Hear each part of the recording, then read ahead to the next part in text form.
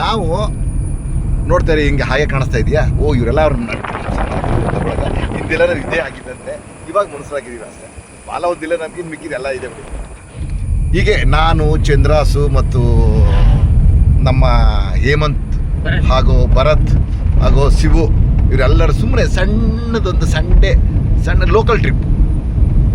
ಆನೆಗಳು ಒಂದೆರಡು ಆನೆಗಳು ಬೇಕಾಯಿತು ಅಂತ ಹೇಳಿದ್ರು ನಮ್ಮ ಮನೆ ಹತ್ರ ಮಕ್ಕಳಿಗೆ ಆಟ ಆಡೋಕ್ಕೆ. ಅದಕ್ಕೊಂದು 2 ಚಾಯರಾದ ನೋಡ್ಕೊಂಡು ಯಾವುದಾದ್ರೂ ಸೆಲೆಕ್ಷನ್ ಮಾಡ್ಕೊಂಡು ಹಿಡ್ಕೊಬರೋಣ ಅಂತ ಹೀಗೆ ಕಾಡಿಗೆ ಹೋಗ್ತಾ ಇದ್ದೀವಿ. ನೋಡಿ ನೋಡಿ ನೋಡಿ ಎಷ್ಟು ಖುಷಿಯಾಗುತ್ತೆ ಗೊತ್ತಾ ನೋಡ್ತಾ ಇದ್ದೆ. ಕಾಣಿಸ್ತಾ ಇದೆಯಾ ನೋಡಿ, ಏನು ಎಂಥ ಮಜಾ ಗೊತ್ತಾಯಿತು.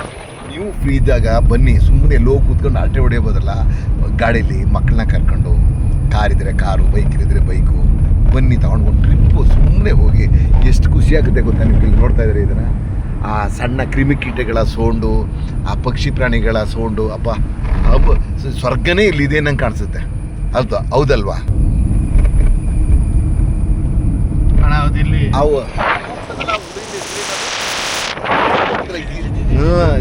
ಎಂಥದ ಜೀರಿಂಬೆನೆ ಏನು ಹೇಳ್ತಾರೆ ಅದಕ್ಕೆ.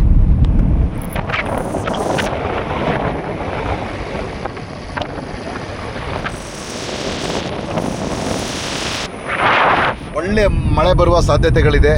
ಮತ್ತೆ ಇನ್ನು ಇದು ಬೆಳೆದಿಲ್ಲ. ನಾನು ಅನ್ಕೊಂಡಿದ್ದೀನಿ ಮಳೆ 100ಕ್ಕೆ 100 ಬಂದೇ ಬರ್ತದೆ ಮಿಸ್ಟರ್ ಚಂದ್ರಾಸ್, ಮಳೆ ಬಂದೇ ಬರ್ತದೆ. ಏನಂತೀಯ ಶಿವ? ಶಿವ ಕಾಣಿಸ್ತಾನೆ ಅಲ್ವಲ್ಲ ಶಿವ? ಮಳೆ ಬರುತ್ತೆ ಮೋಡದ ಮರೆಯಲ್ಲಿ. ನೀವು ಯಾಕೆ ಮೋಡದ ಮರೆಯಲ್ಲಿ ಹಾಕ್ಬಿಟ್ರೆ ಹೇಗೆ? ಮೋಡದ ಮರೆಯಿಂದ ಈಚೆ ಬರಬೇಕು, ನಿಮ್ಮ ಪ್ರತಿಭೆಗಳನ್ನ ತೋರಿಸ್ಬೇಕು, ಜನಗಳಿಗೆ ಪ್ರದರ್ಶನ ಮಾಡಬೇಕು. ಈಗ ಮುಚ್ಚಿಸ್ಕೊಂಡ್ರೆ ಹೇಗೆ?